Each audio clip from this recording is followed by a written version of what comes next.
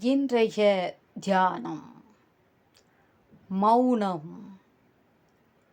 தேனை அருந்துகையில் தேனீ ரீங்காரம் இடாது இருப்பது போன்று உன்னில் நான் திளைத்து இருக்கும்போது நான் பேச்சு அற்றவன் ஆகிவிடுகிறேன்.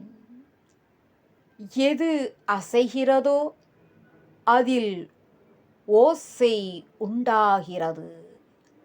அண்டமனைத்தும் அசைகிறது. அது முழுதும் ஒலித்து கொண்டு இருக்கிறது. அண்டத்துக்கு அப்பாலுள்ள பொருளில் அசைவும் இல்லை, ஓசையும் இல்லை. நம் உடல் என்னும் பிண்டத்திலும் ஓசை உண்டு. அதற்கு அடிப்படையாய் உள்ள ஆத்ம சைத்தன்யம் மௌனமுற்று இருக்கிறது.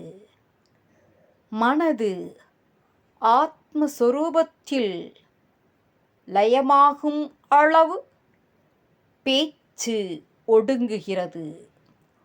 ஓசை ஒடுங்குமிடம் ஓங்காரத்துள்ளொளிக்கான்.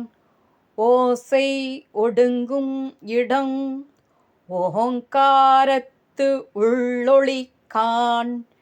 பேசாதிருக்கும் பிரம்மமிது என்றாண்டி.